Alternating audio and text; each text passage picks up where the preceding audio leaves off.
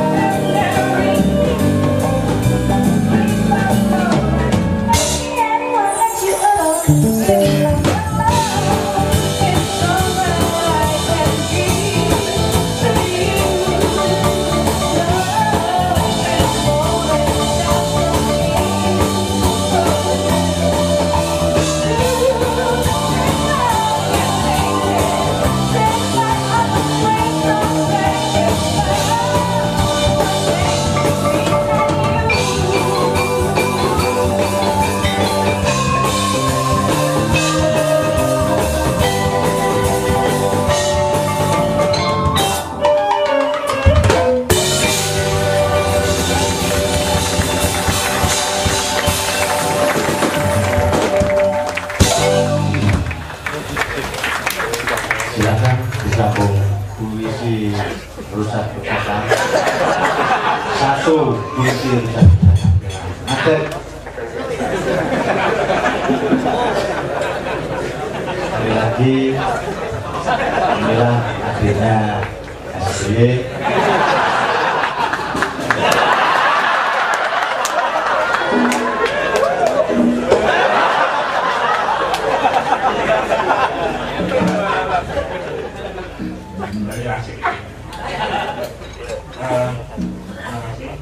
Assalamualaikum warahmatullahi wabarakatuh.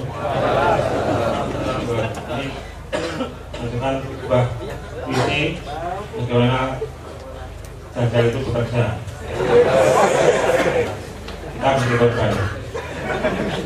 Judulnya Negara Kelitian.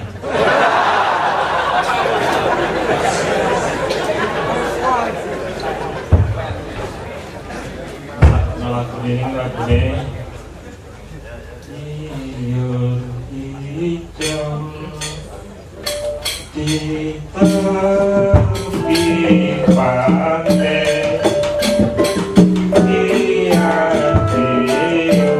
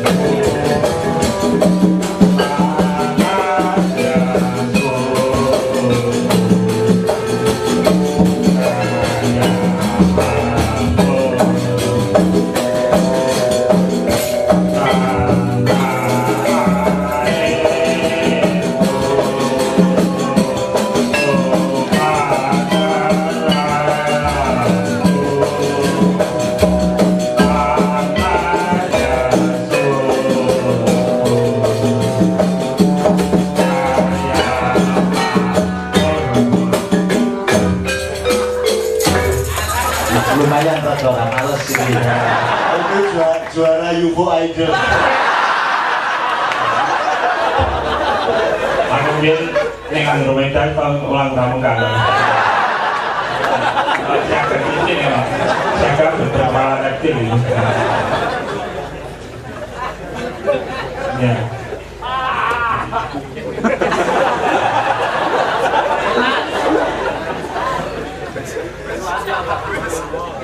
Kabarnya ada sebuah negara disebut negara Kelitian. Mengapa demikian? Karena negara itu mengimpor kapal bekas buatan Dajjal.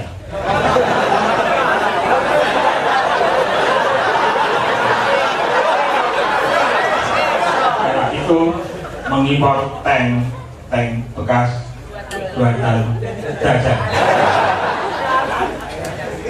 mengimpor bedil bekas buatan pabrik Dajjal, pabrik buatan Dajjal, mengimpor pesawat terbang buatan konsorsium Dajjal. Ono gunung Pelenggai ditabrak.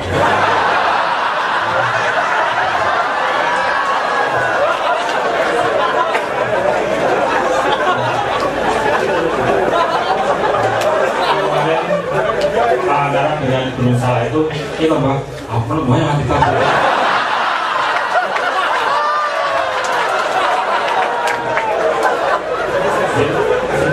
Gunung Galak, Gunung Salak, apa namanya tabrak. Masalah tak kalau begini.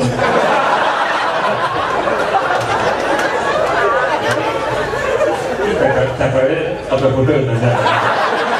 Ini Dajjal pas spesies bodoh. Spesies apa? kasar, krisis lokal kan. Negara itu mengimpor kereta api bekas Dubai Dajjal, mengimpor baju bekas dari Singapura, tempat banyak juga Dajjalnya, mengimpor buah-buahan bekas hasil taman petani Dajjal.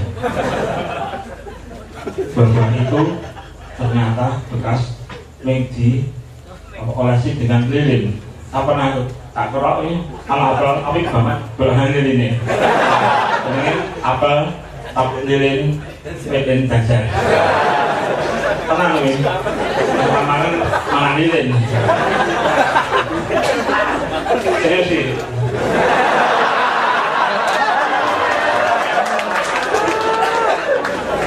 Negara itu juga mengimpor beras bekas petani Dajjal, mengimpor bawang bekas Dajjal, mengimpor wortel Dajjal, mengimpor telur Dajjal.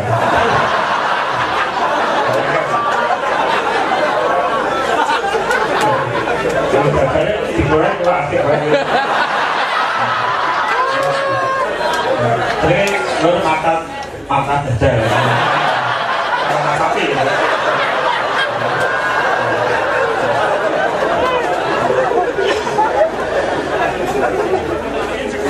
Mengimpor obat bekas Dajjal, mengimpor buku bekas Dajjal, mengimpor komputer Dajjal. Soalnya harus dibeli Dajjal lah, doang nih kan. Tenang, program-programnya dipikir kan sangat Dajjali.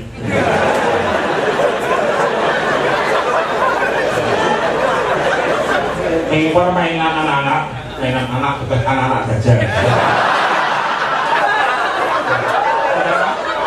Berarti sayang anak loh.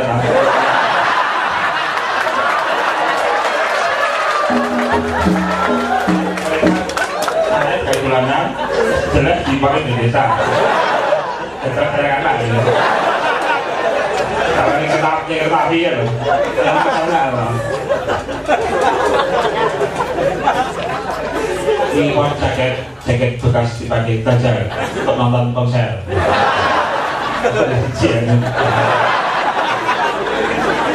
Mengimpor garam bekas yang dipakai Dajjal. Ini gak asin. Jadi ketut itu garam.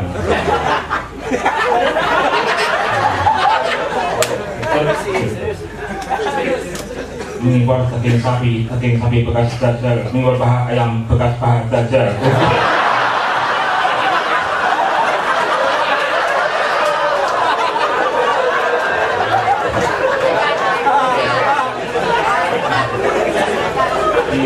Dibakar mungkin ya, enak mungkin. Perlu kuliner baru ya. Mengimpor undang-undang bekas Dajjal. Nah ini, itu pakai Dajjal apa ya? Rawahul Dajjal berarti. Undang Rawahul Dajjal. Wa alihi dan para warganya. Kemudian itu juga mengimpor modal bekas Dajjal. Tenang ya. Mengimpor ideologi bekas Dajjal dan mengimpor tata negara bekas tata negara rezim Dajjal global. Kemudian negara itu mengimpor hukum Dajjal, mengimpor kekerasan bekas Dajjal. Contohnya mengimpor intelijen bekas Dajjal.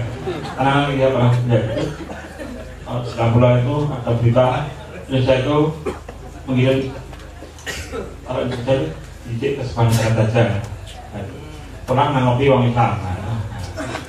Ini setelah Dajjal, saya Dajjal kita kira. Negara itu suka mengimpor error bekas produk Dajjal. Maksudnya program ini ada buku panduan ini. Kemudian kami impor perusahaan bekas Dajjal. Wah, Dajjal tekan tekan Prambanan barang ya. Karena lalu makhluk kita nono saat ini boleh dasar. Juga mengimpor gula bekas dasar. Mengimpor aja dulu nanti ya. Kita butuh ya. Kemudian ada juga mengimpor kedelai bekas dasar, jagung dasar, mengimpor mimpi milik dasar, mengimpor lagu bekas dasar, mengimpor sinetron bekas sinetron dasar. Karena kan dasar mangan sinetron dividend ingin ditiru.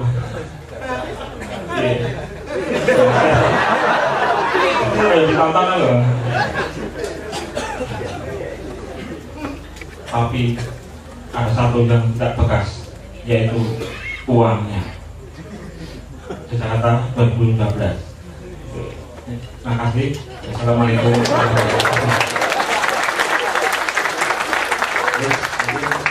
wabarakatuh. Komplit kan ini sesuai dengan dua.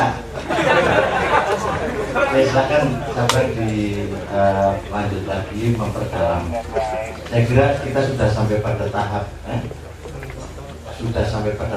lalu apa yang bisa dicerna dari kira-kira dalam waktu 8 bulan ini kan.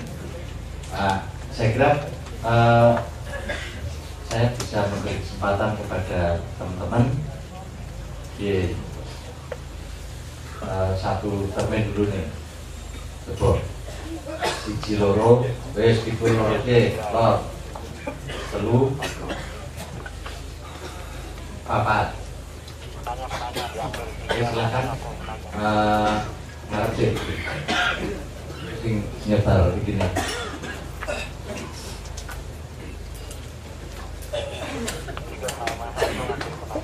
Assalamualaikum warahmatullahi wabarakatuh.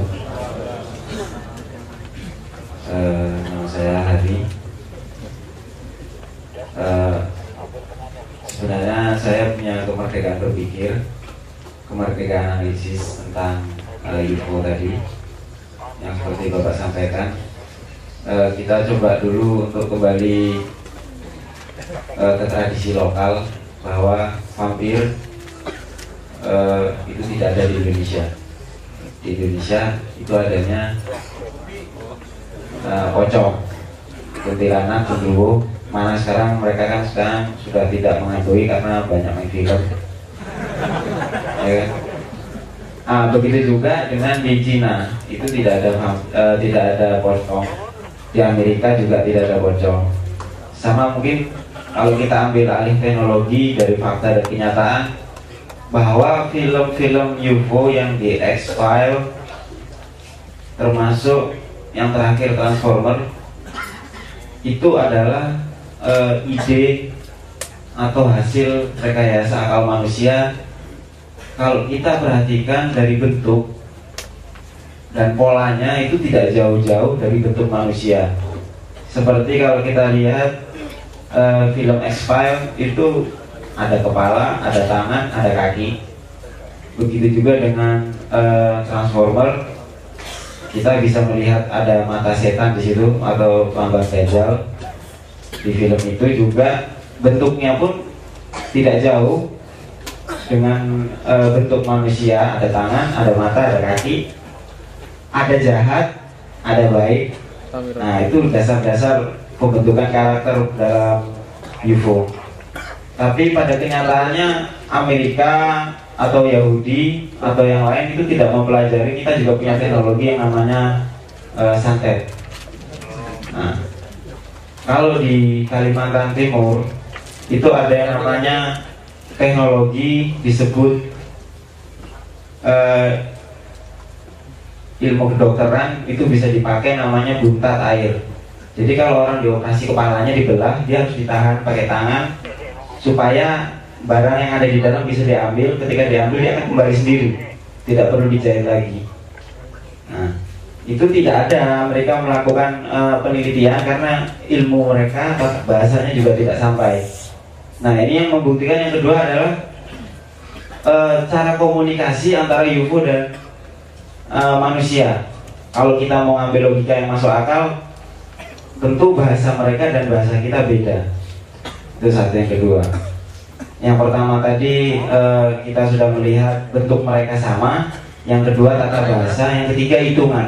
Kalau dalam ilmu komputer, hitungan paling mentok itu 0 dan 1. Tidak ada sampai 2. Karena akan bahasanya akan diterjemahkan ke dalam on off 01, 01 dan terus sampai kemanapun. Makanya semakin tinggi kita butuh prosesor semakin banyak, ribuan. Nah, sampai saat ini di dalam pengetahuan saya mencoba meneliti kalau dari bahasa-bahasa sejarah dan lain-lain itu sepertinya hanya rekayasa, karena benda-benda itu berusaha untuk dibuat ada untuk mempengaruhi pikiran manusia tentang agama. Dengan adanya teknologi itu kemungkinan manusia tidak akan percaya dengan adanya agama atau ketuhanan. Nah, maka itu dalam pemikiran saya beranggapan itu hanya buatan manusia untuk merusak pemikiran tentang adanya ketuhanan. Dan itu mungkin bagian dari rencana Dajjal. Termasuk dalam sistem ekonomi, dalam sistem-sistem yang lain, itu adalah tata cara saja dari mereka untuk merusak pola pikir manusia yang sesungguhnya. Buktinya mereka sampai sekarang banyak yang, kalau di Indonesia banyak orang yang tidak percaya agama tapi matinya tetap dikubur. Seharusnya kalau mereka tidak percaya agama, mereka sudah berpesan ketika mati saya jangan dikubur. Begitu juga dengan orang-orang luar. Kalau mereka tidak percaya dengan agama, ya jangan mau mati dikubur, dibuang ke laut atau dibuang ke angkasa. Dalam kenyataan ini, intinya saya ingin menyampaikan bahwa itu berita tentang UFO itu bagi saya itu nonsens. Itu hanya pola pemikiran orang-orang. Ini dari kebebasan saya berpikir, itu adalah pemikiran manusia juga untuk merusak manusia-manusia yang lain. Itu aja dari saya. Wassalamualaikum warahmatullahi wabarakatuh.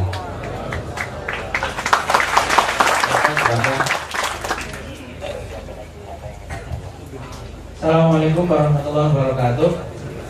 Pertama saya ingin saya tidak dalam posisi nama saya Niam. Saya tidak dalam posisi apakah percaya pada alien atau tidak, tapi yang jelas saya percaya bahwa ada makhluk lain selain yang di bumi, dan mereka juga punya kecerdasan tertentu.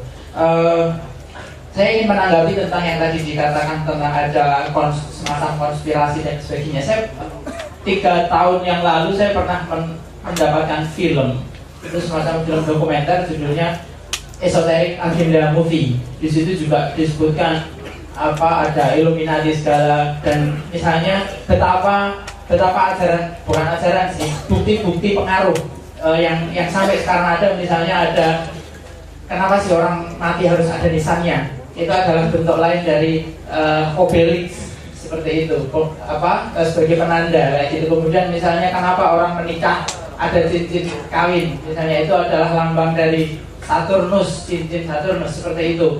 Dan ya antara percaya dan tidak percaya bahwa di situ juga disebutkan misalnya di masa-masa sekarang ini akan terjadi depopulasi, pengurangan jumlah manusia dalam jumlah yang besar, antara lain dengan bencana, kemudian juga perang, dan satu lagi lewat penyakit.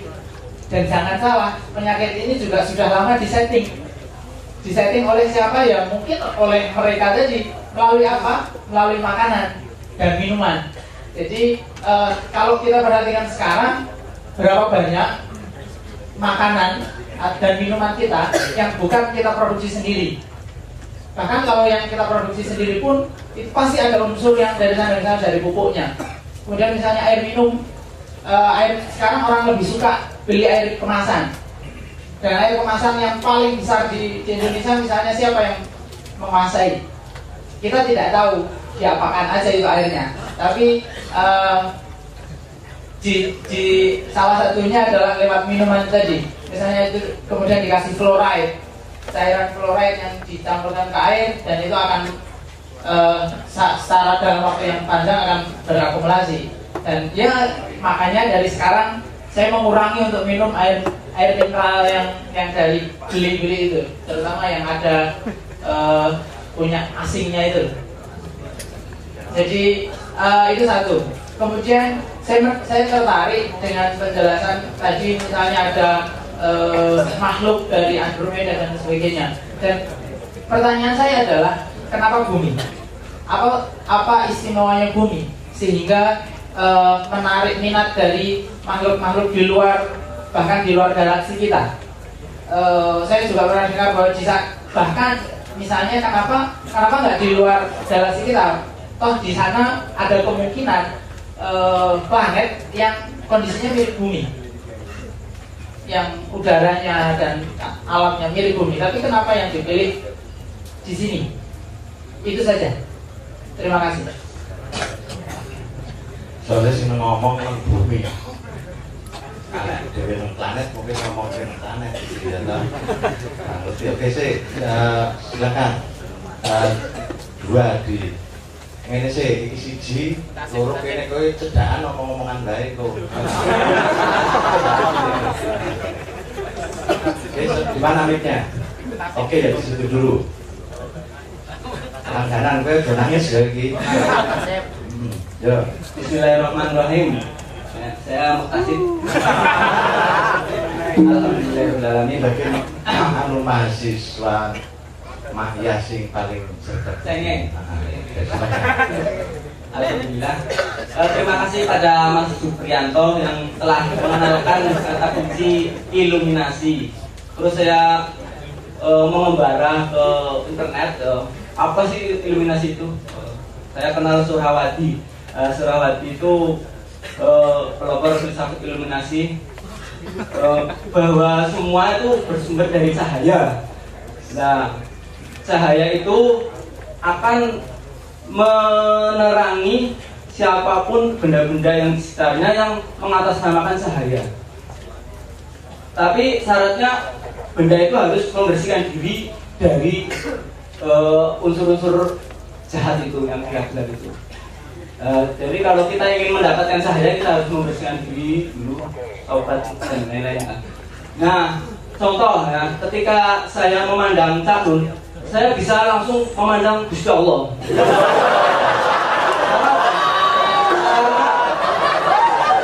Dari kalimat yang dikeluarkan Cak Nun itu mewakili kalimat-kalimatnya Allah, tanpa tendensi apapun, tanpa kepentingan apapun. Itu sudah terbukti dalam perjalanan hidupnya itu. Ketika digoda apapun yang nggak mau, kalau istilah Arabnya zuhud, nggak mau nempel dengan hati, karena hati sudah mesra pada Allah Subhanahu. Maka ketika saya memandang Cak Nun, saya memandang Allah.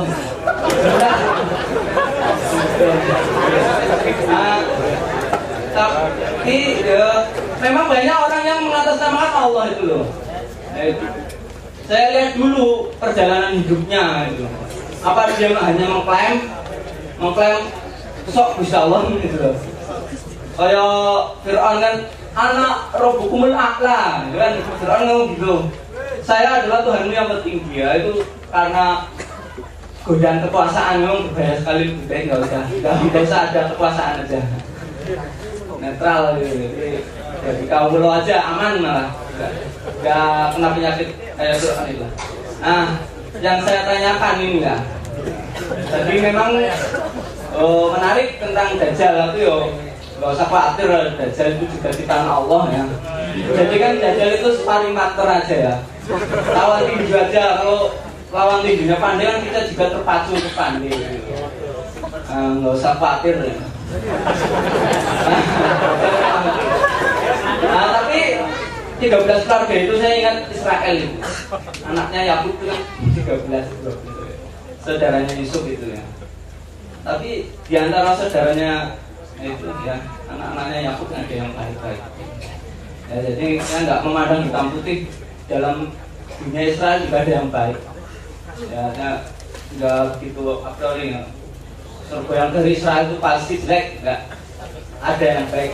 Tetap ada cahaya dalam kegelapan itu, setitik cahaya. Itu.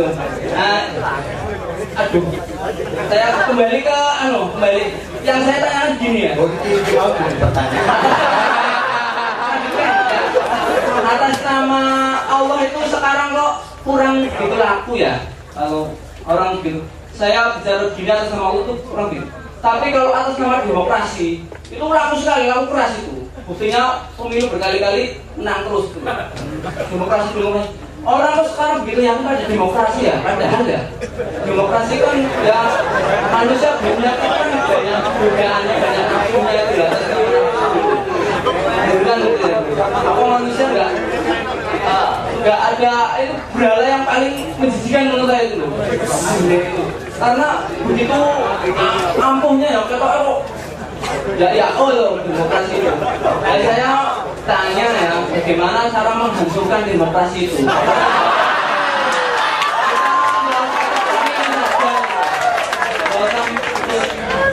Terima kasih. Assalamualaikum warahmatullahi wabarakatuh. Kesimpulannya Ustaz itu pertanyaannya cuma satu. Bagaimana cara menghancurkan? Jadi sebenarnya ini ada pohon itu, kan ada pohon. Ini salah satu ya. Titik kowe wong jajaran orang ngomong itu ya. Mungkin pertanyaannya tidak mengandung bekas jajal ya. Silakan. Assalamualaikum warahmatullahi wabarakatuh. Saya Aziz dari Boyolali. Yang saya tanyakan mungkin saya sama seperti Mas yang di depan tadi. Awalnya saya juga tidak begitu percaya tentang UFO sama. Ini akhirnya memunculkan kecurigaan saya terhadap jangan-jangan ini ada agenda juga gitu. Termasuk Pak Juprianto ini termakan agenda. Kalau yang saya baca dari tadi itu kayaknya anti nuklir gitu. Nah ini jangan-jangan Amerika dan ponco-ponconya itu ingin melibatkan nuklir yang tidak di bawah tangan Amerika gitu. Jangan-jangan seperti itu. Ini saya hanya butuh jawaban dari Pak Supri. Seberapa persen kemungkinan ini? Apa 0% atau ada beberapa kemungkinan di sana? Untuk yang kedua, kalaupun makhluk luar angkasa itu ada yang turun ke bumi, ada yang jahat, ada yang baik, itu ini nanti jatahnya Mbah Nun untuk menjawab. Mungkin yang mungkin untuk menjawab makhluk luar angkasa ini apakah mereka juga makhluk manusia, makhluk fisik, atau mereka ini yaitu malaikat dan iblis itu. Jadi perwujudan dari itu yang datang dari luar bumi. Kemudian yang ketiga, manusia. Apa itu? Tadi kan segala yang di langit dan di bumi itu diciptakan untuk manusia. Jadi berarti mereka ini adalah aspek di luar manusia yang ikut campur tangan terhadap urusan manusia. Dan yang ketiga, enggak, itu nyambung. Yang ketiga ini tentang ada 7 langit dan ada 7 bumi. Apakah kemungkinan alien-alien itu dari 7 bumi yang berlainan gitu? Atau di sini 1 bumi, ada 6 bumi lain yang situ dihuni makhluk seperti manusia, diutus nabi juga atau sebagainya. Mungkin itu pertanyaan dari saya. Terima kasih. Oke, satu lagi di sana. Setelah itu mic kembalikan di sini.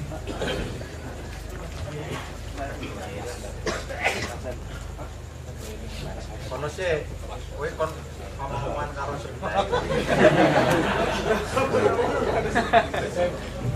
Assalamualaikum warahmatullahi wabarakatuh. Saya mau mengverifikasi tentang pemahaman agama, apakah ini dari Dajjal dan sebagainya. Saya ini pertanyaan yang sangat sensitif, sangat sensitif, tapi saya merasa berkewajiban untuk menanyakan ini.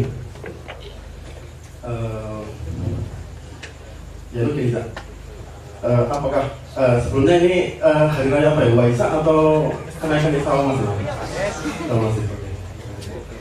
Apakah kita wajib memusuhi, apakah kita wajib berprasangka buruk pada ahli ibadah Yahudi, Nasrani, Kristen, apa kita wajib? Sebab ini, ada anak seorang teman, dia dilarang gurunya untuk bergaul dengan anak di luar Islam. Saya juga agak terkejut mendengarnya. Kok gue aja kayak gitu bisa? Saya bayangkan jika ditanya, si guru tadi akan menjawab bahwa dia akan menyandarkan pada beberapa ayat Al-Quran atau hadis, misalnya ya. Walan tarto angkal Yahudi walan Nasoro hatta tatabiyanna lahum. Tidak akan ridho Yahudi dan Nasrani sampai dia itu kamu mengikuti mereka. Nah, ini apakah tafsir si guru ini tepat atau bagaimana kita membaca teks agama ini? Nah, pertanyaan di atas itu bisa diperluas sebenarnya seperti berikut. Di kalangan orang atas atau ya para pejabat di belakang banyak koruptor kejam. Di antara mereka ada yang Islam KTP, di antara mereka ada yang BKTP, yang Islam KTP. Di antara orang bawah yang pejuang, di antara kita banyak memperjuangkan kebenaran, dan di antara kita itu yang memperjuangkan kebenaran banyak beragama Islam, banyak yang non-Islam. Lalu para pejuang ini bahu-membahu saling membantu dan memperjuangkan pemberantasan korupsi dan korupsi, lalu lingkungan dan sebagainya. Sebenarnya tentang masalah ekologi ya. Nah, bagaimana kita membaca teks Quran ini? Di antara orang jahat ada yang Islam, ada yang Kristen, ada yang Islam. Di antara orang baik ada yang Islam dan Kristen. Sementara itu dalam Quran polarisasinya adalah minimal yang saya baca, yang Islam berbuat baik, yang kafir berbuat jahat. Ketika katakanlah kita seorang pejuang ya, pejuang mencari semangat dari Quran, yang dia jumpai adalah bahwa dia harus berseberangan dengan orang ahli kitab. Ayatnya berkata begitu. Sehingga pertanyaan kemudian adalah bagaimana relevansi ayat-ayat di atas. Bahkan ada seorang ustaz ya, ketika ditanya apakah kita boleh berjuang bersama orang-orang non-Islam dalam isu-isu kemanusiaan misalnya lingkungan hidup, pemberantasan korupsi dan sebagainya. Ini saya dengar sendiri. Oh, tidak boleh. Itu akan mendistraksi, mengalihkan fokus kita dalam dakwah ini agar orang-orang itu menerima kalimat tauhid, kalimat kebenaran. Itu pertanyaannya. Tapi kemudian semua hal yang saya tanyakan di atas itu kemudian merupakan bagian dari pertanyaan yang lebih besar, yaitu bagaimana kita menemukan relevansi Quran di dalam kehidupan kita. Dan kita berjuang bersama-sama melakukan informasi, memberantas korupsi. Kita juga bersama orang-orang yang tanda petik berseberangan melawan orang-orang yang tanda petik ya sholat jamaah yang ini dan sebagainya. Sehingga kadang saya merasa khutbah itu kadang ya agak aneh juga saya terima ketika mereka mengatakan oh orang-orang kafir itu nanti itu yang mana yang dimaksudkan itu. Ini pertanyaan yang sangat sensitif tapi terus terang sangat saya kira relevan ketika kita pengen memahami sesungguhnya apa yang Quran maksudkan dengan berdusta, apa yang dimaksud Quran dengan orang yang berserah diri dan sebagainya. Oke. Untuk saat ini saya kira pertanyaan Anda nggak sensitif. Yang sensitif itu cara ngomong mungkin. Ini ya, agak miring. Apa di sini biasa kayak gini harus kita omongkan. Oke, sementara ini dulu tolong mic dikembalikan ke sini. Ada 5 pertanyaan. Ini yang pertama nih dari Hadi tadi. Silakan, nanti ada Sabrang, ada Pak Jufri. Ini tadi yang satunya nih urusannya tadi ada vampir, ada macam-macam gitu ya. Ini bagaimana jadinya berurusan ini pernah ya mau santet barang ini santet dan sebagainya, cara komunikasi dengan manusia, bentuk tubuh, hanya bahasa komunikasinya, tapi intinya roda percaya ini dengan itu semua. Yang kedua ini ni'am, ini mau pas tunggu kalimat ni'amnya kurang kemak teratap sebelum ni'am yang lain. Oke, ini menyangkut soal lambang-lambang. juga berkembang ini menyangkut penyakit-penyakit yang diciptakan, yang juga tadi ada makhluk dari Andromeda dan lain-lain. Apa keistimewaannya, kenapa yang dituju ini bumi? Nah, ini Muktasib ini saya kira pertanyaan terakhir itu bagaimana menghancurkan demokrasi. Aziz tak begitu percaya apa ada jangan-jangan ini juga bagian agenda dari Amerika Serikat sana sing gantiannya orang menguasai nuklir terus di PDW atau apa ini nanti dijawab Pak Ibu. Yang kedua, kalau ada makhluk-makhluk yang turun ke bumi seperti apa, kok dia harus ikut campur, apakah ini juga bagian yang diutus gitu ya oleh yang Maha Kuasa. Juga ini tadi yang spesifik ini alien ini apakah berasal dari 7 apa tadi itu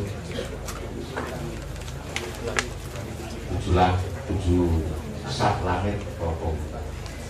Oke, yang terakhir ini menyangkut soal tafsir ya. Saya kira kita juga pernah membahas tafsir yang beberapa tahun yang lalu bahwa di Mahiyah ini justru fatwa saya itu berhak untuk menafsir orang sampai Ustaz. Nah ini tafsir kita sendiri seperti apa, tetapi tadi lebih kita ada banyak tafsir-tafsir yang dilansir oleh para ulama, para ustadz yang berkaitan dengan kaum yang lain seperti apa ini. Ini ada tag-tag yang tadi disebutkan tadi bagaimana relevansinya dan sebagainya. Silakan dari Anda dulu ya, dari Pak Jufri dulu silakan. Ya, baik, terima kasih. Banyak pertanyaan itu agak campur. Pertama, itu kita harus ingat bahwa di dalam galaksi Bima Sakti ada 250 miliar bintang, kurang lebih sama dengan matahari kami. Dan di antara itu pasti ada juga jumlah planet yang banyak sekali dan jumlah planet yang punya makhluk hidup banyak.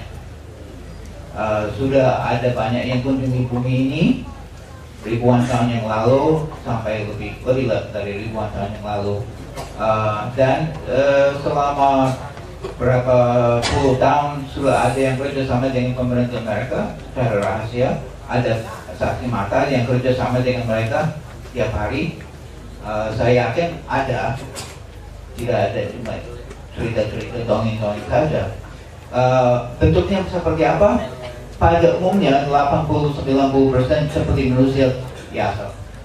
Mungkin sedikit berbeda matanya, mungkin hidungnya sedikit berbeda, juga sedikit berbeda. Warna kulit bisa, ada yang sedikit warna sedikit kehijauan atau kebiruan, mungkin sama dengan kita. Ada yang sangat ditakuti dari pemerintah.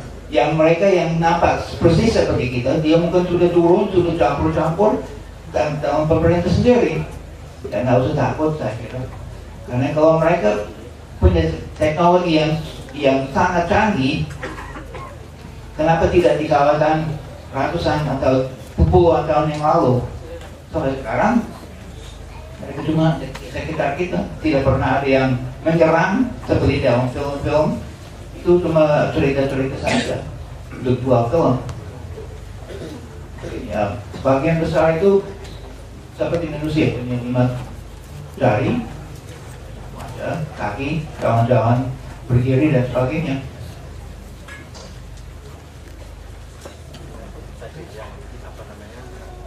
Dari kecurigaan tadi jangan-jangan ini agenda Amerika sendiri yang disebarluaskan supaya mereka bisa memonopoli nuklir. Saya kira tidak, karena dari makhluk luar tidak mau ada nuklir lagi. Seluruh dunia sudah mematikan, mandulkan sebuah senjata di mana-mana seringkali, dan itu pasti tidak perlu lagi, karena kalau mau diledakkan itu tidak bisa meledak. Sekarang dijaga semua. Bahkan ada insiden bulan lalu kalau nggak salah ada 2 battalion musuh di mana saya nggak tahu perang mana itu semua senjata api biasa tidak berfungsi, ratusan orang semua pelurunya mati, tidak mau keluar ya, ada semua.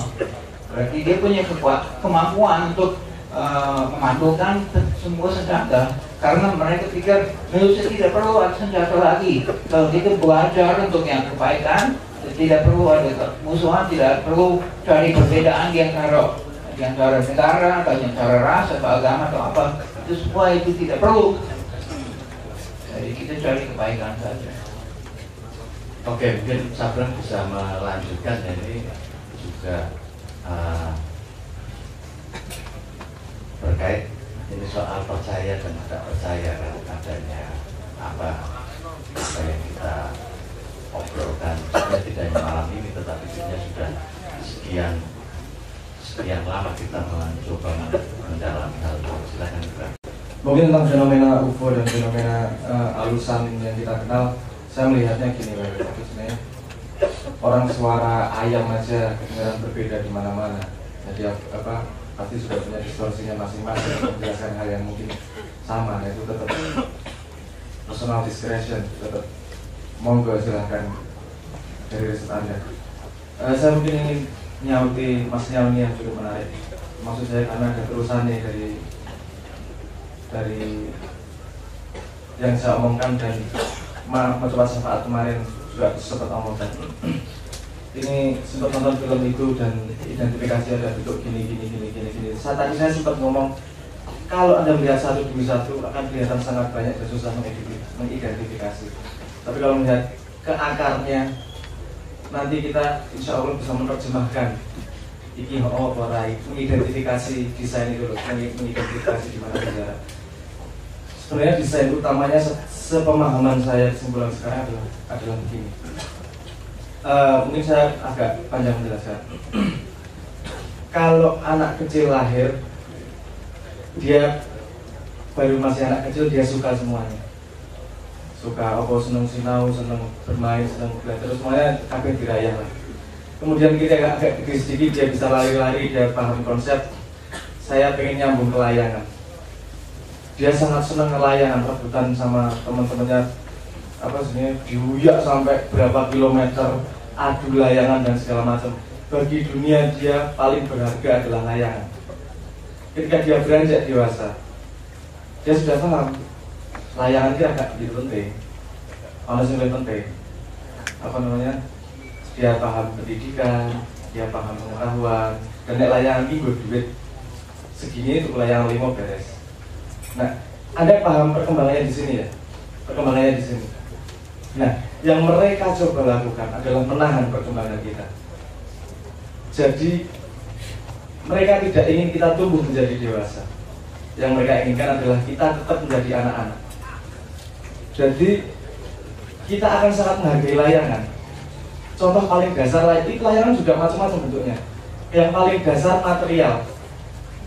Semua hal yang bentuk materi. Kita sangat menghargai materi dan segala macam, itu pertahankan di situ itu. Itu kan layangan itu hanya simbol, hanya perlambang saja. Nanti tinggal lebih tinggi lagi kalau dia sudah paham materi gampang itu masalah materi. Nanti dia diberi layangan yang lain, misalnya perbedaan agama satu dengan agama yang lain itu jadi masalah. Sehingga dia lupa untuk tumbuh dengan dirinya sendiri, lupa untuk menemukan Tuhan dengan jalannya sendiri. Engkau harus mulai canggih meneh. Dalam satu agama itu ada terjemahan macam Islam, Islam FPI, Islam liberal, Islam dan segala macam. Ribut pegangan di situ, lupa mencari dirinya sendiri, lupa menemukan dirinya sendiri. Itu tetap layangan tapi pada tingkat yang berbeda. Yang paling nyoto ya materi, dan nanti agak tinggi lagi konsep, agak tinggi lagi ini. Jadi itu semua dilakukan tidak masalah sebenarnya. Tapi kita melawannya sederhana. Kita jangan lupa untuk tumbuh. Masalahnya ini semua lahirkan dari pengetahuan, itu sudah bisa. Kita kemarin sudah menyimpulkan bahwa pengetahuan itu kemampuan kita untuk membedakan satu dengan yang lain. Ya, kemarin sudah ngomong itu ya. Pengetahuan itu ayam, sapi, kambing itu kita bedakan satu demi satu. Itu namanya pengetahuan. Tapi untuk mencapai tumbuh kita harus paham kebijaksanaan. Supaya kita bisa menemukan kesamaan di situ. Kita bisa menemukan. Jadi kalau beda agama yang dilihatnya bisa lebih berat. Misalnya si Asu nih, kita bisa lihat kesamaannya. Itu bodo-bodo sholat 5 waktu, bodo-bodo sholat, bodo-bodo puasa Ramadan, bodo-bodo apa sih? Nyembah Gusti Allah, bodo-bodo seneng kanjeng Nabi. Nah yang dipegang adalah kebijaksanaan.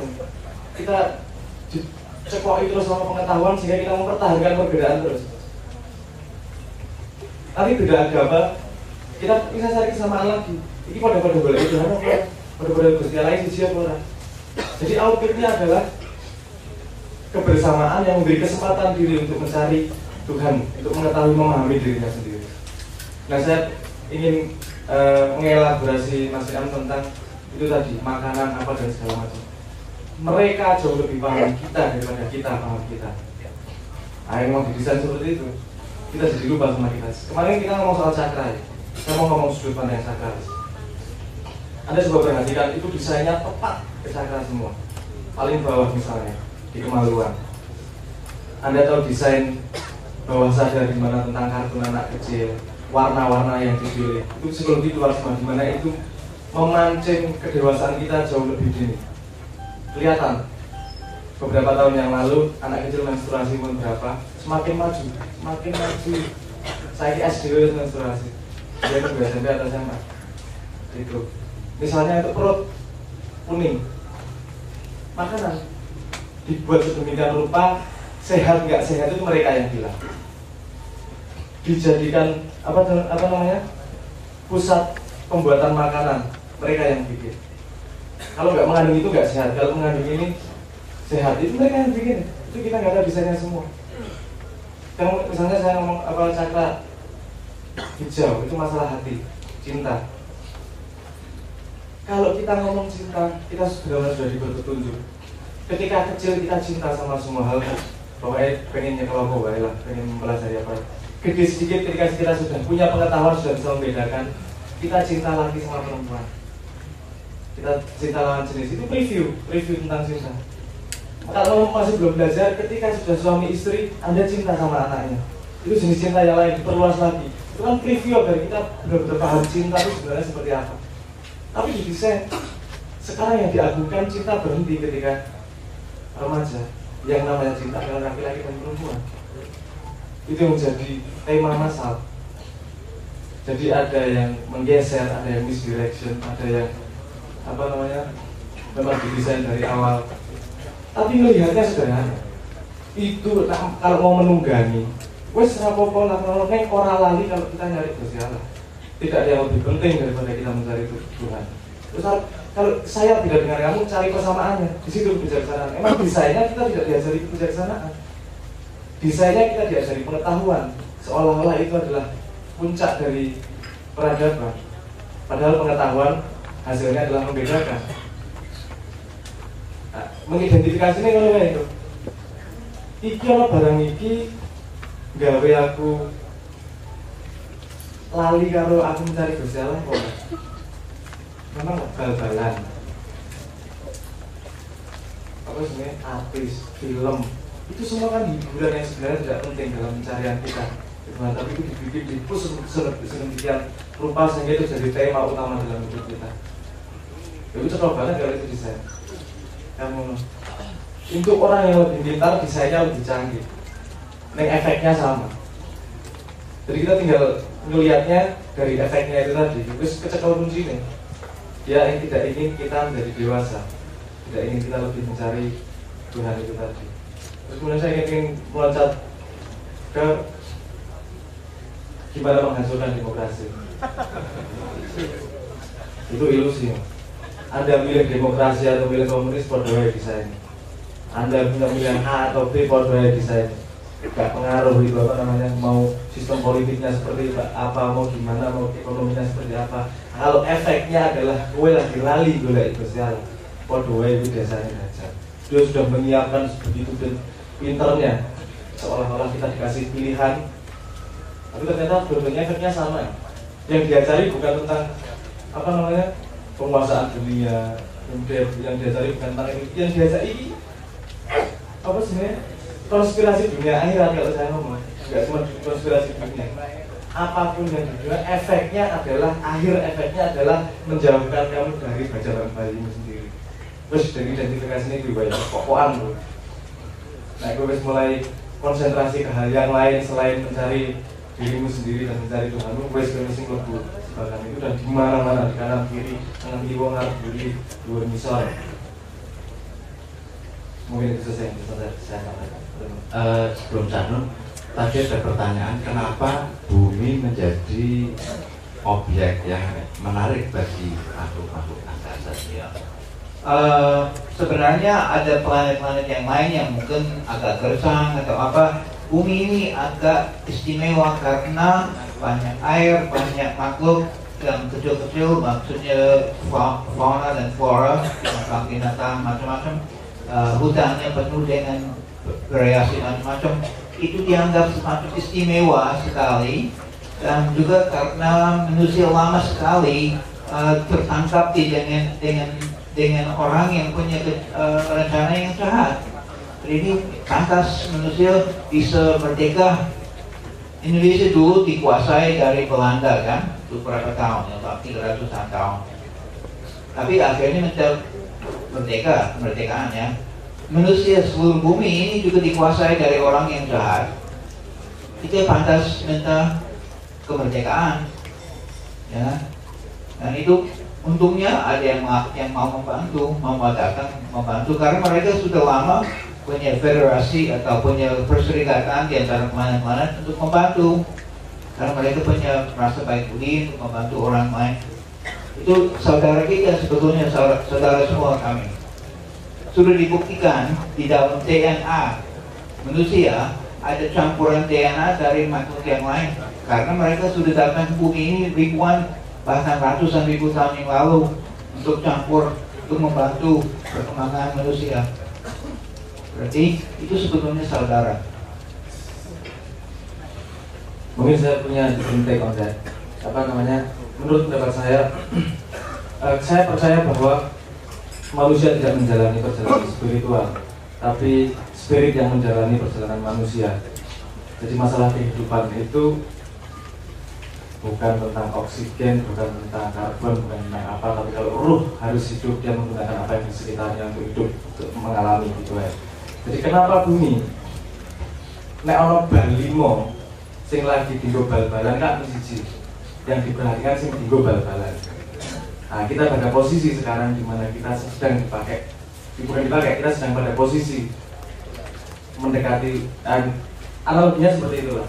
Kita sedang dalam pusat perhatian karena kita memang pada masa peralihan penting di sini. Makanya semua fokus ke sini. Kayak penalti kan lho, balik 5 siji arti tendang penalti. Makanya yang jadi pusat perhatian adalah yang mau ditendang penalti karena kita memang pada posisi penting untuk ada perubahan di bumi ini. Menurut saya seperti itu.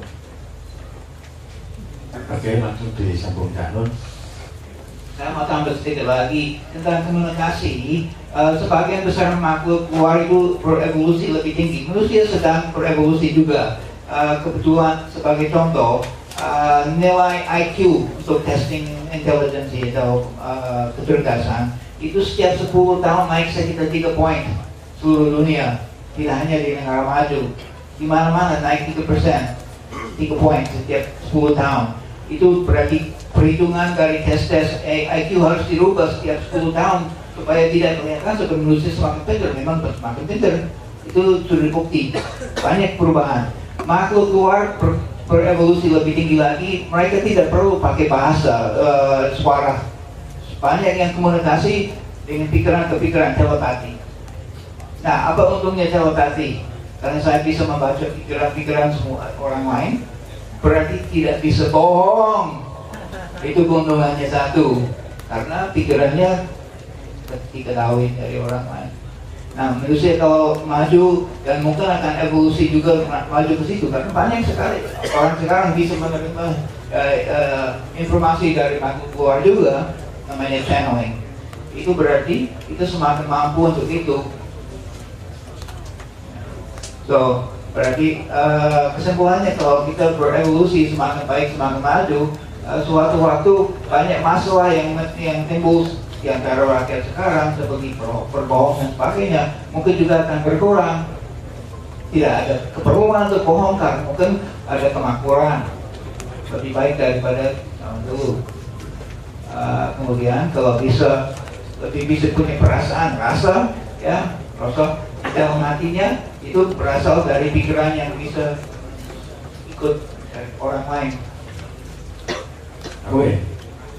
Mungkin aku tambah sih ya. Tadi ada yang lupa saya katakan ketika saya ngomong dari saya yang paling perlu diawasi menurut saya, karena ini intrinsik banget, bahwa ketika urusan manusia sama Tuhan kita dibentuk oleh sistem itu, bahwa kebenaran itu boleh milik orang banyak. Jadi nek cara penyedakan bersalah ini, nek orang ini salah. Pendapatku ini nek pendapatnya wong liya salah. Jadi apa namanya? Ngerangkul kebenaran sebagai sesuatu yang benar-benar paling benar. Nah itu ilusi yang angel banget itu. Karena itu akar dari semuanya. Dari konflik selama ini, bahwa aku benar gue salah, benar gue salah.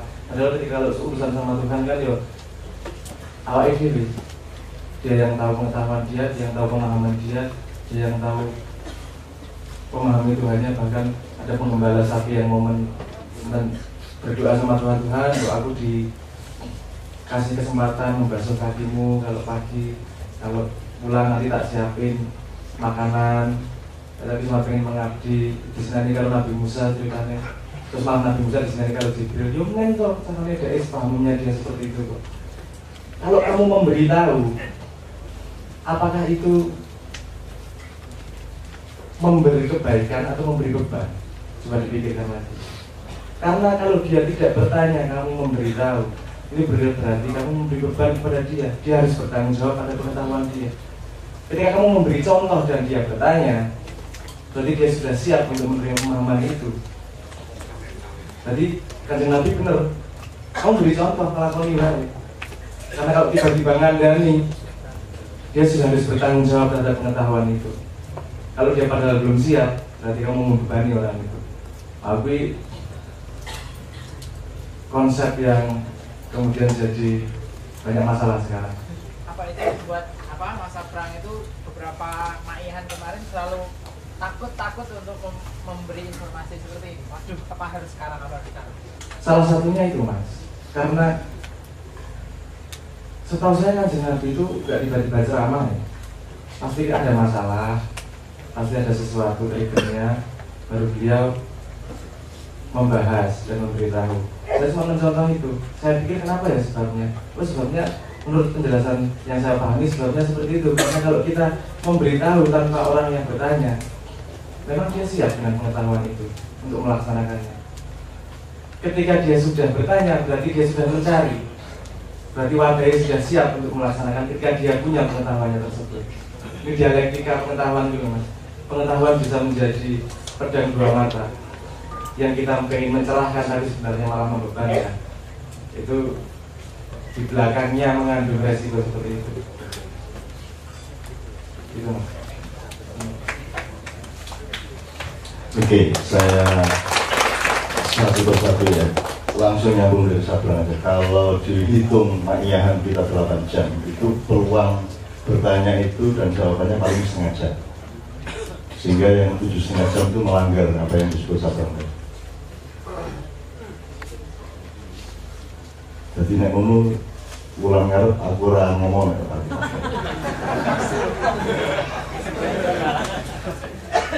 Modal ya. Dan itu yang menyebabkan orang Islam bodoh sekarang. Karena Umar, Abu Bakar, Utsman nggak nanya-nanya, Ali yang banyak tanya. Kalau mereka banyak tanya, mungkin pengetahuan kita sekarang jauh lebih tinggi. Nah, saya langgar. Seseorang bisa siap menerima pengetahuan ketika kita ikut menyiapkan yang memiliki pengetahuan, dan itu jumlahnya seperti itu. Wewe siap kok.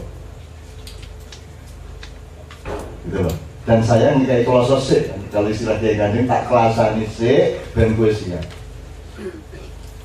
Karena saya ini melakukan pekerjaan yang paling tidak enak di dunia, yaitu ngomong. Kemana-mana suruh ngomong, padahal yang paling saya tidak sukai dan saya tidak setujui sebenarnya adalah ngomong. Tapi saya harus melakukannya, maka yang saya perlukan adalah tahap ngelasani, membuat tikar dulu di pikiran Anda, mental Anda dan hati Anda, baru saya omong. Mudah-mudahan bahayanya tidak seperti yang dikhawatirkan oleh saya. Ya, belum ragu. Nek aku dikongkon kaya ngene iki aku belum banget. Ini ya tilang ora ono sing takon ora iso ya, Dong. Itu ya. Nomor 2, sing aku urung kalingan di kanan ya. Yang soal tidak boleh bekerja sama dengan teman yang bukan Islam itu ya. Itu kira-kira ya Mas. Pakai bahasa sederhana. Karena walang tardoan kali Yahud walang Nasoro hatta tetapi akal karu. Aku senang itu, saya senang sama Ustadz Anda itu. Dan saya setuju sama eksperimentasi itu dan saya harapkan dia melakukannya dengan total. Jadi naik nganggo motor, berarti gue kerja sama karo wong sing Islam gitu. Ojo numpak angkot, ojo numpak motor, ojo tua-tua, ojo ngising ning mall. Wes kali motor dulu gitu. Katokan, wes.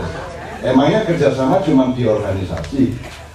Orang beli kompor itu berarti kerjasama antara yang beli kompor dengan yang bikin kompor toh.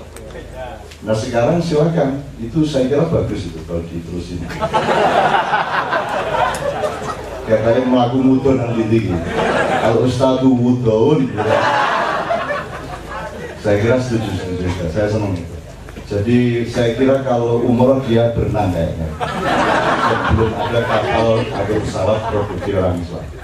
Jadi saya senang itu. Saya nggak perlu aku melungan helikopter kayaknya. Yes. Ngono dadi serem-serem iki. Ayo ora apa-apa ben ora apa-apa rasa kerjasama. Resikonya nggak bisa berdakwah. Kan gitu kan? Jadi ada satu yang dilanggar oleh Ustadz itu, yaitu Anda tidak kuntum khairu ummatin yad'una ilal khair wa ya'muruna bil ma'ruf dan seterusnya. Karena dia menolak untuk berinteraksi dengan orang yang belum Islam. Kan gitu kan? Jadi tidak mungkin dia menjalankan berdakwah, ya kan? Jadi tidak apa-apa. Saya kira Tuhan tetap memaafkan. Tidak apa-apa. Saya kira tetap masuk surga. Perkara di nerakanya berapa lama ya? Nah, sekarang alasannya adalah tidak akan pernah rela atau ridho orang-orang Yahudi maupun orang Nasrani sebelum kamu mengikuti milah mereka, kan gitu. Sekarang kalau Anda pakai sistem analisis, ini fokusnya pada Islamnya atau ridhonya? Poinnya pada ridhonya atau pada Islamnya? Pada ridhonya. Rumah sana aku ridho karo bocah kayak apa? SBY agamanya apa? Kamu ridho nggak sama dia? Dari itu. Nah terus makanya saya tanyakan, yang ini poinnya pada ridhonya atau pada Islamnya? Apa kalau sesama Islam pasti ridho satu sama lain? Katanya nak dihitung-hitung oke sing ora ridho pada Islamnya. Delok-delok kelakuan ini, kan gitu kan? Jadi kalau poinnya pada Islamnya, buktinya banyak orang Islam yang Anda tidak ridho. Karena perilakunya ini, karena korupsinya itu, karena kekuasaannya begini-begitu. Kalau perkaranya ridho, apa itu bisa membatalkan pergaulan? Rumah samu aku lewat Mario Borong ridho apa? Rumah samu aku setuju kok, ono kai. Rumah samu itu orang setuju kabeh aku. Wong toleransi ku dadi wong Indonesia yang nggak KTP ku toleransi ku jane ora ridho banget aku. Jadi orangnya yang ridho siapa? Antara bapak anak aja banyak tak ridho, kan kontekstual dan kasuistik kan gitu. Jadi menurut saya ya itu mempermudah hidup. Pokoknya jangan bergaul sama siapa-siapa karena mereka tidak akan ridho. Nah kalau ada sesama orang Islam yang juga tidak ridho, ya jangan bergaul sama dia. Saya kira nanti temanmu tinggal dirimu sendiri. Dan nanti kamu juga bahwa engkau ternyata tidak ridho juga kepada dirimu, akhirnya mau taruh diri. Wah, Pak Angel menulis ya. Harus maksamu nek kene iki bergaul karo bebek juga di bebek ngono. Aku lah selemah-lemah orang kalau hanya bergaul sama orang Kristen terus mau Kristen, bergaul sama orang doli yo glonde, ayo Pak. Boleh ngomong wedi men kok masuk anginan banget to ya. Bergaul Kristen aja, tuku rokok aku tidak bener kok. Mlebu angkot sik supir aku men apa? Mau cari. Wah, kok aku nembus ini ya apa aku seneng nih. Nah, ketemu aku mergo aku dianggap sesama ustaz, aku ngomong, gue yakin aku ustaz.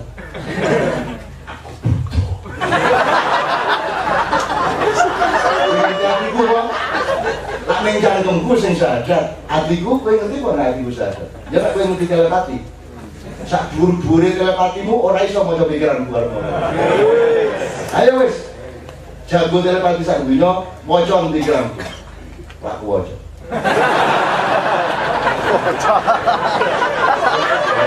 Mungkin ya, itu jadi menurut saya sudah Anda jangan terlalu mendramatisir itu dalam diri Anda. Wis upama yo kaya ngono ya wis pilihanmu apa nek kowe arep yo kaya dhek apa ora gitu. Kalau Anda tidak sedia ya monggo Pak Ustaz jenengan ngoten kula mboten ngono dari ngono ya. Misale nek selawatan bid'ah nggih mboten napa-napa panjenengan selawat bid'ah kula mboten. Nyuwun sewu tak selawatan nggih salatullah.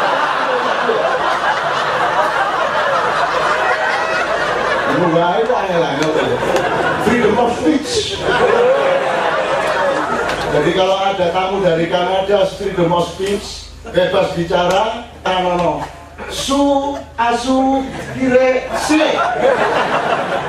Terus dia di demo loh, kamu kok melakukan kekerasan mental, mengatakan dia sile. Freedom of speech. Apa? Gue rasa kebencil ke freedom of speech. Nek kowe pengen dadi manungsa sing bener, kelakuan yang terbaik pada manusia adalah menahan diri. Bukan freedom of speech ono bincang.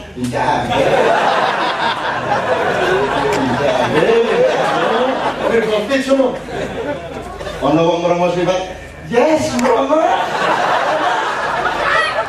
Freedom of speech jasmu.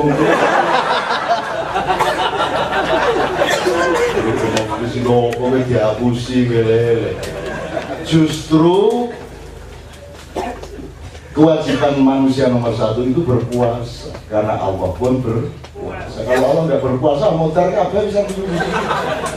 Wah, surah sholat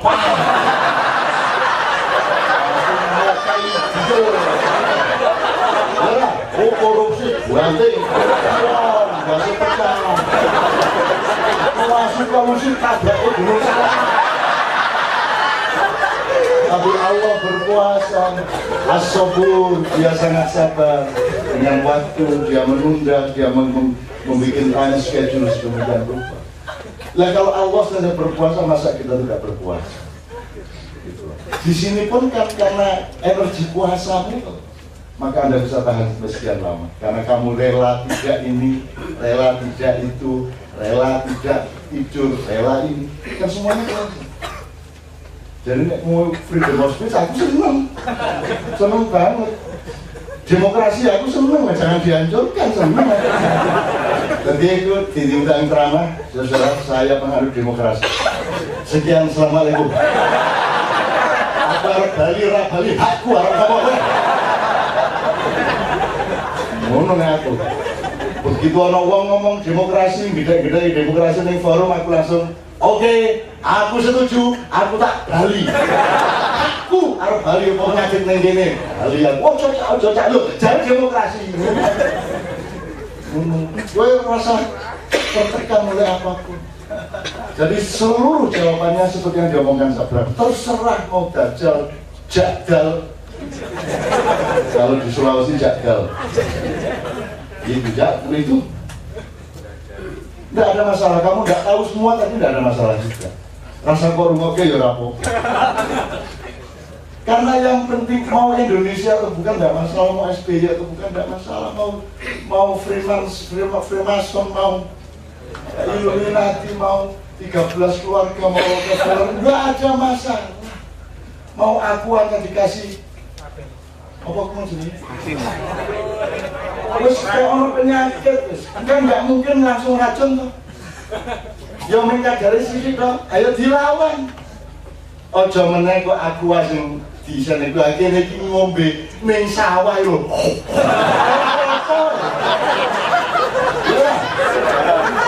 Ya Pak? Orang apa yang biar balik sekolah langsung mulai pombo, langsung gelek-gelek itu apa-apa. Nah sekarang mungkin lebih bahaya, ya pakai haji-haji. Bismillah, ya zam-zam Allah, ya zam-zam Allah, bismillah, bismillah, bismillah, gelek-gelek.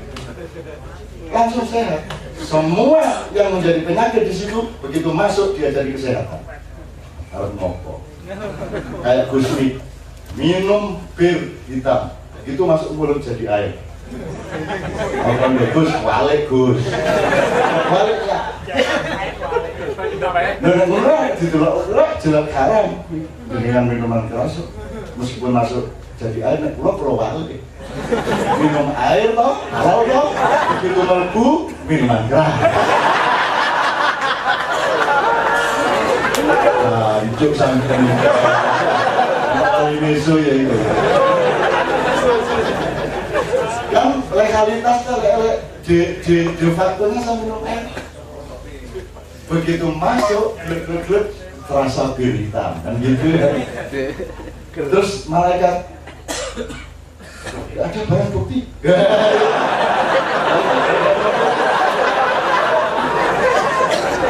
Air tadi kok yang diminum mungkin dicatat air. Anda punya Allah kok. Kalau terpaksa tidak bisa mengelak sesuatu, Allah nyulap. Mulane teh mbok aja metenteng percaya orang percaya kalau sesuatu selain Allah itu. Ngopo kowe dadak ora percaya ono UFO ngene-ngene. Ayo ben ana yo ben.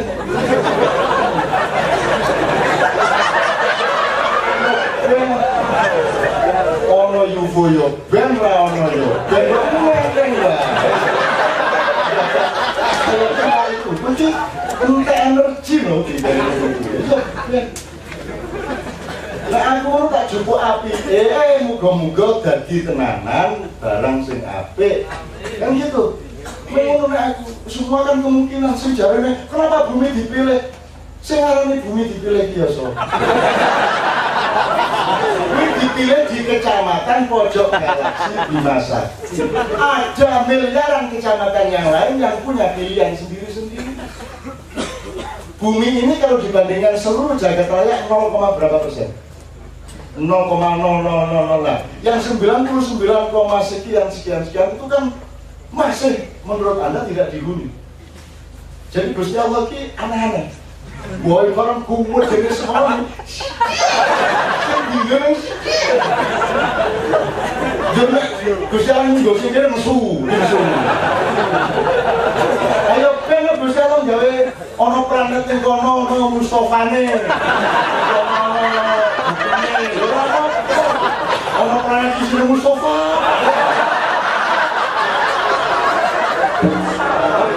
Larang itu lah. Kan Adam ini jahilun fil ardi, khalifah fil ardi, dia cuma dijadikan khalifah makhluk di bumi. Kalau dia juga bilang ini jahilun, misalnya saya ini ono Adam jumlahnya 3.000 musuh. Ono Adam bumi, Adam ayo kan toh. Kalau yang saya kuat. Orang karo ilmu dia. Iso wae lho ning kono saiki ono makian persis.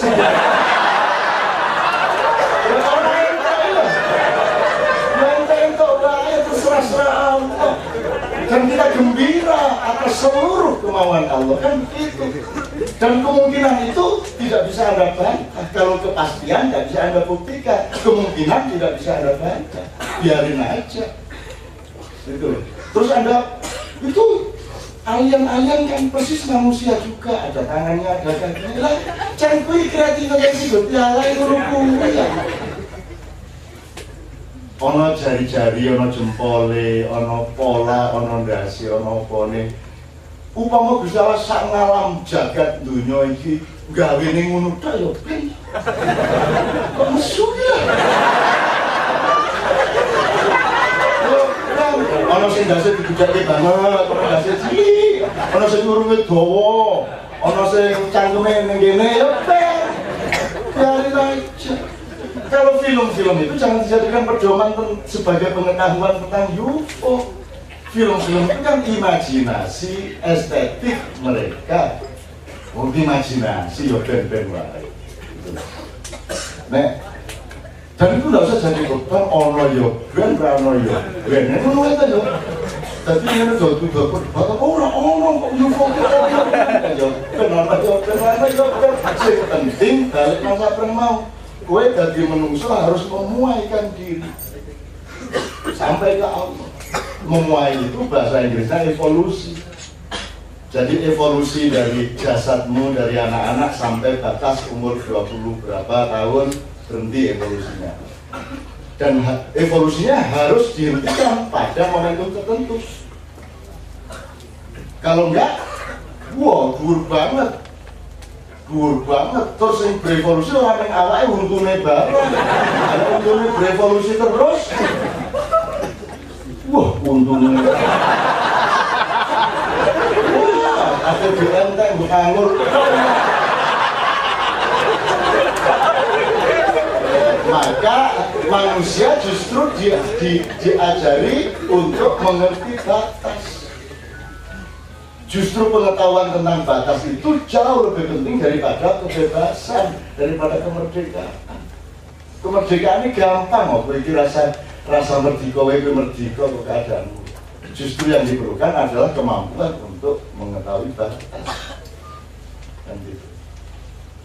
Mulanya aku tinggal di Jalan Wates supaya gangnya barokah, jadi saya tidak barokah. Karena di Jalan Wates saya tidak mau di jalan bebas, murah dulu. Bebas lagi. Mati kita kalau bebas itu lebih cepat mati. Aku seneng kaos, seneng rompi, seneng kelambi, seneng baju koko, seneng jas, seneng jaket, seneng mantel tangguh. Aku modal tau kan? Lega. Itu kabeh karena kebebasan. Ya aku itu kebebasan pinter. Oke. Terus apa lagi yang tadi yang ada tadi ya?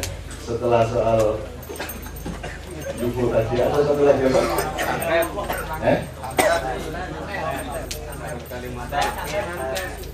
Yo vampir yo kuwi wong barat ki anu lah yo pengen ngerti lah gawe-gawe ngono yo ben wae lah. Anak wani rene pamire kon rene ya. Ayo. Dene iki rasa mati dadi vampir kabeh kok. Gitu. Jadi menurut saya Anda harus punya skala prioritas. Kalau soal iman, soal percaya itu kepada yang pasti, yang substansial, yang paling inti, yang di luar itu enteng-enteng banget. Gitu. Asli nek gue harus menunggu memperdebatkan percaya orang percaya gitu. Pertamina sekarang punya stok berapa? Kurang, ayo makan dewe, mungkin ya bisa balik jatah. Gue yang dihapusi 30 tahun luwe, ya kan gitu. Jadi Anda harus punya skala prioritas untuk menghemat jantung Anda, menghemat metabolisme Anda, menghemat detak jantung Anda gitu. Jangan terlalu lari cepat supaya nggak duduk kan gitu kan dek itu nek lancar kan saya salah satu teori saya adalah hidup adalah detak jantung kan gitu kan. Jadi gue sak wong dikai jatah sekian triliun kali berdetak ya. Nek kowe mlayu cepet kan jadi akhirnya waktumu. Ya lah. Maka olahraga menurut artinya waktunya. Makanya olahraga jantung itu ya aneh. Jantung olahraga jantung butuh dihemat ya malah kon olahraga. Aku takkan dokter nanti Pak dokter, jantung itu harus dilatih apa diolahragakan atau dihemat ya mikir ya dihemat ya iya olahraga apa menit dalam badminton barangin gue nek gue iseng-iseng sedelat 10 menit apa-apa aku bal-balan tenang itu sak bodoh-bodoh badminton komnek itu bodoh banget gue bergerak dalam badminton itu atas kebebasanmu atau dipaksa oleh lawanmu aku dalam dipaksa lah gue siwa wah gue melayu rono gitu sama malik itu dipaksa orang ditindas dianiaya badminton ya enak-enakan loh ini ya sebenarnya mau jauh ini banget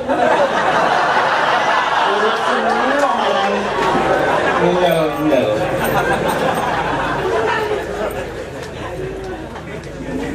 itu agak edan karena gue pemikiran dan gue itu orang moyo-moyo banget orang urip-urip aja moyo aja motot lah maupun tidak motot barang pemimpin di motot tidak motot apa menit hasilnya dulu cukup ya cukup yang ini jangan hancurkan bagaimana menghancurkan demokrasi saya jangan dihancurkan mau kok repot-repot menghancurkan demokrasi itu kan dari penggawean loh sih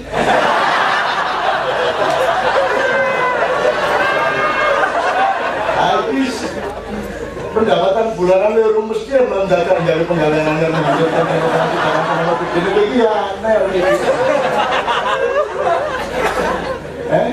nah jadi pertanyaannya bukan demokrasi tapi Anda jadi gini pertanyaannya Anda ingin menghancurkan demokrasi atau Anda tidak ingin dihancurkan demokrasi?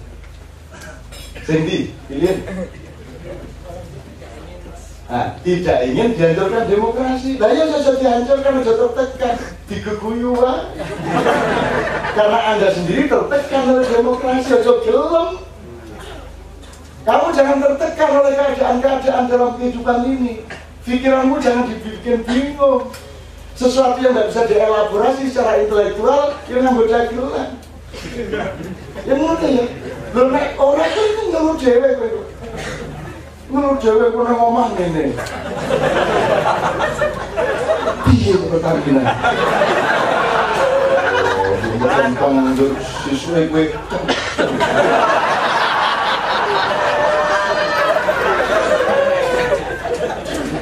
ya Allah ya Allah, berilah aku hidayah bagaimana menghancurkan demokrasi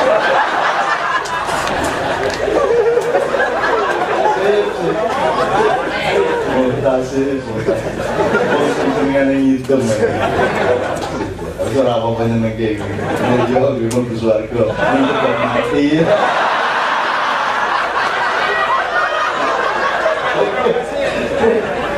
tapi saya senang dengan semangat Anda tapi saya kembalikan ke itu tadi.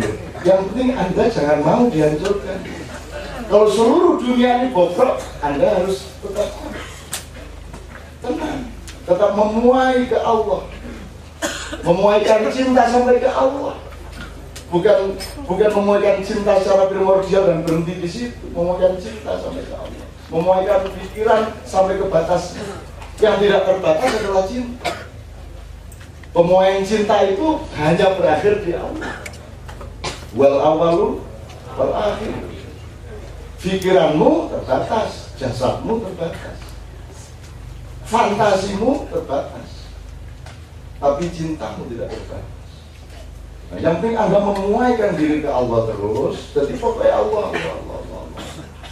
Wes anyar rugi, orang kok gue wiritan ya rugi. Lah.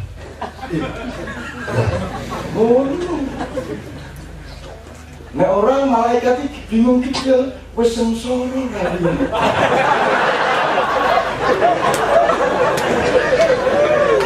Minus tapi ki wis kere ya.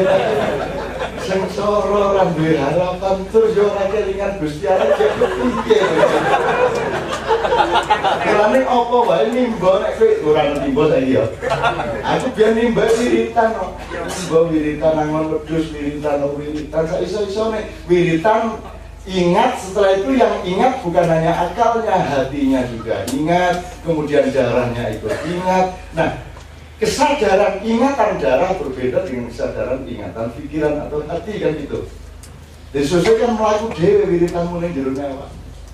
Gitu lah, melaku dewe. Misalnya gue arep dulu lah, Allah bersyukuran set diteruske oleh detak jantungmu. Karena kamu sudah kendalikan sejak awal, kamu ajak semuanya, maka kemudian akan terus dia. Sehingga ketika kamu bangun tidur, kamu sudah mendapatkan segala sesuatu yang kamu tidak bayangkan. Gitu loh. Makanya tidur pun itu investasi yang luar biasa. Gitu. Ya, sih ya. Oke, tapi itu rasa mikir demokrasi ya. Oke, teman-teman sekalian, bismillah, waktunya sudah sangat larut. Ya, sebelum ke diri nanti ya terakhir supaya lengkap satu nomor untuk retro silakan.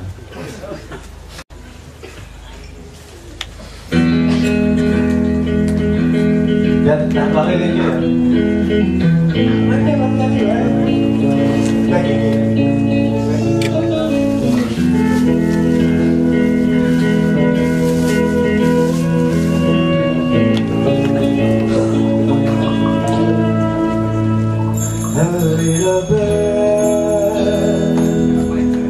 Singing your love song that her mother taught her. That little bird somehow sings it over and over. She flies very high, try to find a place she first learned to fly. She flies so very high, try to find an answer from the sky.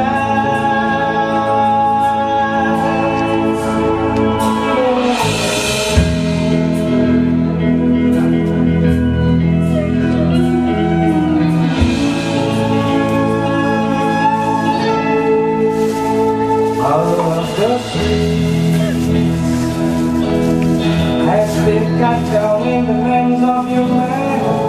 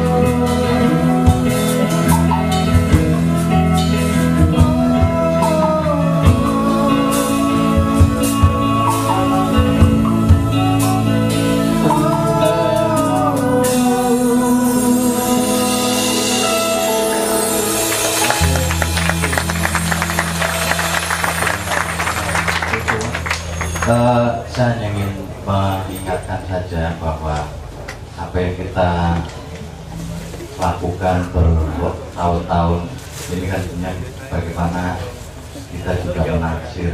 Ketika kita menaksir itu jangan hanya ditaksir teksnya saja. Taksir itu bisa apa yang kita omongkan malam ini, tetapi juga jangan lupa bahwa setiap teks itu harus dilihat juga apa konteksnya. Jadi teks tidak bisa berdiri sendiri. Teks itu bisa lahir di suatu tempat yang konteksnya bisa berbeda di sekitar Anda. Saya kira ini bagian yang paling merdeka yang bisa kita lakukan adalah bagaimana kita menafsir terhadap banyak hal, termasuk teks yang berlebaran di dalam kehidupan kita. Tepat jam 3 Janun kita bisa mengakhiri dengan upacara sambil menutup upacara ini. Sebelumnya saya ada pengumuman dari teman-teman KMS. Ini ada info ditemukan kunci motor, talinya hijau, silakan diambil di meja putih. Oke, silakan Janun.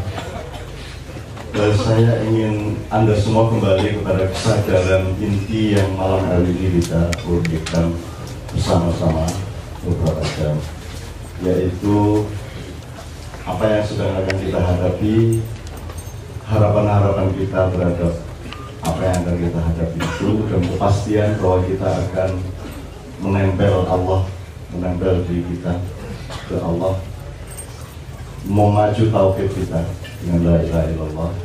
Pertama, yang kecil untuk supaya gunung Merapi diredakan oleh Allah, oleh para petugasnya. Nomor 2, kalau terjadi berbagai hal yang diceritakan, Anda semua termasuk orang-orang yang dicalonkan Allah untuk menjadi penata masa depan.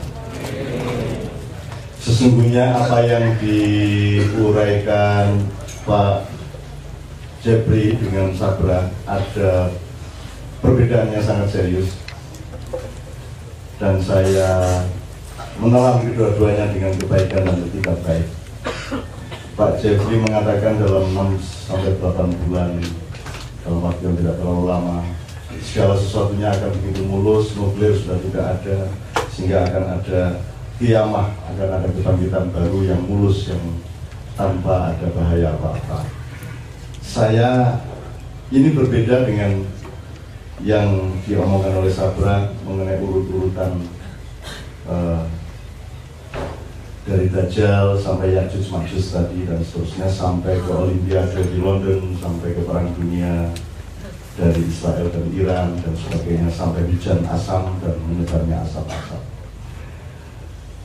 Kalau menyikapi yang Pak Jeffrey, ya kita senang dan kita jadikan doa, mudah-mudahan kiamah itu kiamah rohaniah bagi kita semua dan semua masyarakat di dunia. Kalau bicara kepada yang diomongkan Sabrang, ya itu kita jadikan alat untuk meningkatkan kewaspadaan kita, sedia payung sebelum hujan dan sebagainya. Oleh karena itu teman-teman sekalian, saya minta Yudis menyiapkan kekasih tak bisa menanti kemudian Sofi Bubaidi. Sesungguhnya saya kalau ini tadi agak terlambat schedule-nya 1 jam mundur, dalam arti tidak kita perhitungkan durasi dari paket-paketnya, sehingga kita mundur 1 jam, sehingga upacara yang saya maksudkan menjadi harus kita persingkat karena sekarang sudah jam 3 lebih. Nah teman-teman sekalian, sekarang tolong mengubah duduknya sedikit menjadi lebih serius. Posenya Anda usahakan untuk mendekati wilayah khusyuk di dalam diri Anda. Di sini tidak ada laki-laki, tidak ada perempuan. Yang ada adalah hamba-hamba Allah yang ingin nempel, yang ingin mendekatkan diri. Kalau boleh, Anda bergandengan tangan satu sama lain. Pegang tangan. Kemudian ini lagu sudah sekitar 15 tahun yang lalu diproduksi. Jangan dengarkan lagunya, tapi perhatikan syair-syairnya, karena kita sedang sampai di suatu momentum yang sangat penting. Dan sebagaimana kita tadi menjelaskan, Indonesia adalah kapal besar, kapal Nuh di abad 21 ini. Setelah terjadi perubahan-perubahan alam dan seterusnya, yang digambar sebagai kapal adalah Nusantara Republik Indonesia untuk era zaman yang sekarang. Maka di dalam syair lagu itu nanti ada kalimat, kalau perahu kami adalah tanganmu sendiri, maka tak akan ada satupun yang bisa menghalangi. Saya berdoa kepada Allah agar tradisi Ma'iyah Anda ini menjadi skoci untuk menyiapkan kapal yang baru, karena kapal yang lama sedang mengalami keguncangan-keguncangan yang luar biasa, dan dia sedang retak-retak dan akan karam. Mudah-mudahan Anda semua selamat di skoci-skoci Ma'iyah itu. Kemudian Anda yang menjadi nahkoda dan awak kapal serta penumpang dari kapal Nuh yang baru itu, amin ya rabbal alamin. Saya mohon di setel yang dikasih hati saya menanti, kemudian stop, kita la ilaha illallah sedikit, kemudian kita berdiri bersama Sobibu Baiti untuk mengakhiri Ma'iyah pada malam hari ini.